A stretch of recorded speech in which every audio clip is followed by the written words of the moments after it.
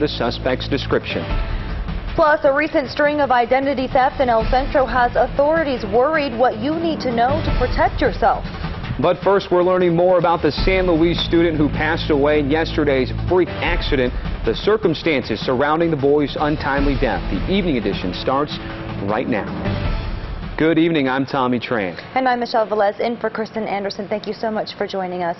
We have more details on the death of a 10-year-old child. The boy lost his life Thursday morning when a soccer goalpost fell on top of him and another student at Rio Colorado Elementary School in San Luis. Alejandra Cerbal has the story. Alejandra? Tommy, Michelle, we talked to people who say they knew the boy. They say he was a good kid and it's going to be hard to let go. Just one day after a tragic school incident, the San Luis community continues to mourn.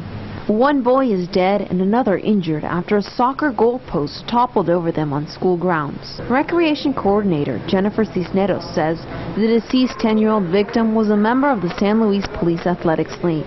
To us, he was part of our family here at the youth center, and you know, he was quiet, he was shy, played with the younger kids, he was at a younger age. Cisneros says the boy was in the boxing program for several months. Saw him here on a daily basis, and it's just been a couple hard days, and you know, we're here with heavy hearts, but we keep on going for the other kids. School officials tell News Channel 11 they don't know what caused the post to fall. They say in the meantime, counselors were at the school to help students and teachers cope with the loss. We will do whatever it takes to prevent things like this in the future, obviously, and you know, we can only express our deep condolences for the whole community. Police say the other boy was released from the hospital and is said to be doing fine. Cisneros says the PAL will stay open, and those who knew the victim are still grieving. To us, he's just not a name, he's a face, you know, he's one of our members, and he'll be greatly missed, and our hearts go out to his family. School officials say they don't know where the goalposts were made. They say they've had them for a couple of years and are in good condition. Police say there were no stakes holding down the posts. Back to you. Alejandra, thank you for that. An update now on a deadly crash in Yuma tonight. Yuma police say 27-year-old Ricindo Ponce died of his injuries suffered from Sunday morning's crash on Avenue A. Ponce was driving with 23-year-old Lydia Rios when they hit a business sign and two parked cars with their SUV. Both were ejected from their seats and suffered serious injuries.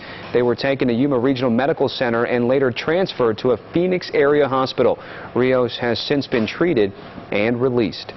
Yuma police are on the hunt for an armed robber, and they need your help tonight. Officers say a man with a large knife robbed the Circle K on the 800 block of 32nd Street in Yuma around shortly after before 4:30 this morning. The suspect is described as Hispanic, about 5'5" and 140 pounds. He was wearing a black dress shirt, dark pants, and was last seen running westbound from the location. He made off with an undisclosed amount of money. If you have any information, call Yuma police at 928-783-4421.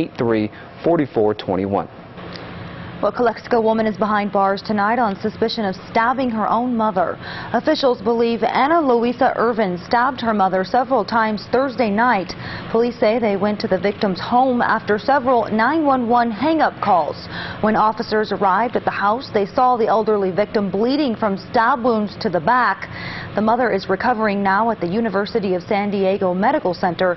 A neighbor says his thoughts are with the family. He says it must be very difficult and dramatic for the family, but he didn't know the family too well. Irvin is facing one count of attempted murder. Well, Calexico man is in a San Diego hospital tonight after he was stabbed and beaten with a baseball bat. The 24-year-old was found in the backyard of a home on Higuera Avenue this morning. Calexico fire officials say the man suffered 4 to 5 stab wounds to his head and face and appeared to be beaten with what they think was a bat. The victim was transported to El Centro Regional Medical Center and later flown to San Diego for treatment. The incident is still under investigation. A local former pastor accused of sexual battery has been found guilty. His name is Armando Barrientos, and the Imperial County District Attorney says he inappropriately touched a woman outside his home last October. Erica Argueta has been monitoring this case very closely. She's joining us now with from our Imperial Valley newsroom with more details regarding today's ruling. Erica. A jury found Mr. Barrientos guilty Thursday, but he was not arrested. Today we went out to get the community's reaction. Imperial County District Attorney Jody Miller says former Pastor Armando Barrientos served the Apostolic Church in El Centro at the time a woman accused him of inappropriately touching her. Over, gave her a hug, put his hand on her back, and then leaned into her ear and whispered that he'd always wanted to caress her whole body, ran her hand down to her buttocks, and then asked her for a kiss. We went to Mr. Barrientos' house to try to speak to him and his family, but they did not want to comment. But a family friend tells me the family is going through a lot of emotions and they want their thoughts to remain private. Neighbors had no idea Mr. Barrientos was guilty of sexual battery. Maria says she can't believe he was guilty. Pedro says he can't understand how this could have happened to Mr. Barrientos. Another neighbor says she didn't know Mr. Barrientos as well, but she is surprised that he is guilty.